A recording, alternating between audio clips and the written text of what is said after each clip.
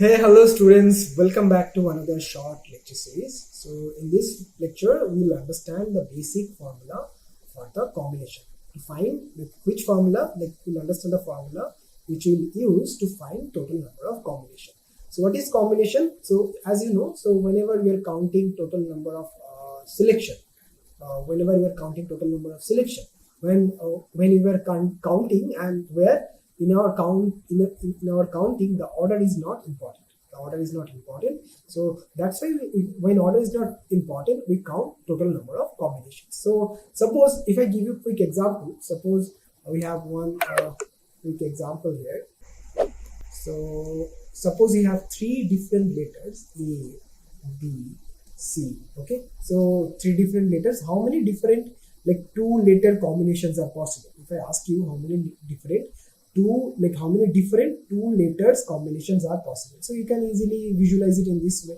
So I can write AB combination, and then AC combination, and we have BC combination. Three combinations are possible. So how many two letter combinations are possible? Total three number of two letter combinations are possible. Now, how to formulate? This is where visually representing the number. We're just visually seeing how many ways you can combine them. So how to give a formula around it. So now we have to understand the formula. So how to get this number? So we'll take help from permutation. Then we'll use the formula for permutation. Then we will use the formula for permutation to give the formula for combination. So if I ask you same question, how many different two-letter arrangements are possible? Arrangements or permutation are possible. Now we are going for arrangement. So easily you can say that formula will be the arrangements are I can write AB arrangement, BA arrangement. Here you can see the order are important in arrangement. Order is very much important. So I have to take AB arrangement, B arrangement, BC arrangement, CA arrangement, AC arrangement, and we have CB arrangements. So these will be the total number of, we have total 6 permutation. Now from this permutation, as you can see, so how many ways these two are arranging with each other. From these two arrangement, I'm taking only one combination, right? That is AB combination. From these two arrangements, I'm taking only one combination, that is BC combination. From these two arrangement, I'm taking only one combination, that is AC. So first, for every arrangement, arrangement of AB, so how many ways these two letters can arrange with each other? So there will be suppose you have two letters, how many ways they can arrange with each other? 2 factorial ways. So this, for every 2 factorial way, I have to take one combination. Because whenever we are counting combination, so order is not important. So AB, combination of AB, AB and B, they are the both same combination. Some combination of A and B. So for every two arrangement, for every 2 factorial arrangement, I will take one combination. I will take one combination from this 2 factorial arrangement. From this two arrangement, I will take AB. From this two, I will take BC combination. From this two, I will take AC combination. So what we are doing here, if you observe it closely, so first we are finding, to find the combination. So to find the combination AB, BC and CA, first we are finding 3P2, that is permutation of two letters from 3 letters. How many ways you can permute? That is 6. For every permutation, for how many ways these two can arrange with each other?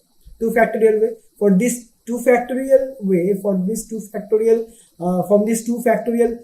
arrangement, we will take one combination. So I will divide it by 2 factorial. Suppose here, if you have 4C, if to find combination. So let me give you another example. So it will give me the total number of combination. So that is equal to 3. You can see, so 3 factorial will be 3 factorial divided by 1 factorial into 2 factorial. So see, we are getting the same number 3.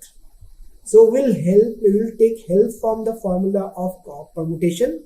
We'll take help from permutation, then to get the formula for combination. So it will be very easy. So this is number. This 3 is nothing but combination of two letters.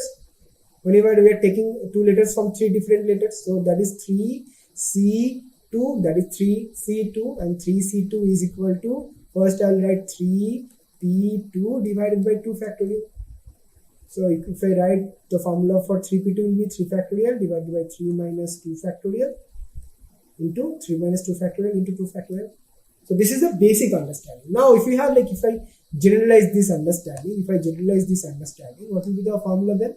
So to find the number of combination of n item chosen R at a time, you can use this formula, that is NCR, combination of R items. So NCR, NCR, you can denote it in this way also. NCR is equal to n factorial divided by n minus R factorial. So this is nothing but into R factorial. So this number nothing but NPR. So I can write NPR divided by R factorial. For every R factorial arrangement, I am taking only one. For every R factorial arrangement, I am taking one combination. That's why first you'll find total number of permutation. For every R factorial permutation, I will take one combination, and that will give me the total number of combination here. So that is a basic formula. So what is the formula again? So if you can see, so NCR, combination of R, is equal to, whenever we are selecting from n items, n different items, so that will be NCR is equal to NPR divided by R factorial, or NPR is equal to n factorial divided by n minus R factorial into R factorial. So that is your formula. So you can use whenever you have to, like whenever it's a combination based problem, you have to count total number of combination. You can use this formula to find the value. So let's take a quick example so that you can understand, or you can use this formula. So suppose a student must answer 3 out of, like, so a student must answer 3 out of 5 essay question on a test. In how many different ways can the student select the question? Again, it's a selection based problem. We have to find total number of selection. So in selection, order is not important, as you know. In selection, order is not important because suppose we have A, B, C, 3 question. I'm selecting A, B, C, D, E. Okay, suppose I'm selecting A, B, C question and my friend is selecting B, C, A question. They are answering the same question, right? So in selection, order is not important. Whenever you are counting selection, in selection, order is not important. If it's a selection, you have to go for combination. So this is nothing but you have to select 3 question from how many question? 5 question. That is 3, 5, C, 3, and we will use the formula. The formula is 5 factorial. So formula is n factorial. So n for NCR, the formula is n factorial divided by n minus R factorial into R factorial. So if I use this formula, that will be 5 factorial divided by 5 minus 3 factorial into 3 factorial. So I can write 5 into 4 into 3 factorial divided by 2 factorial into 3 factorial.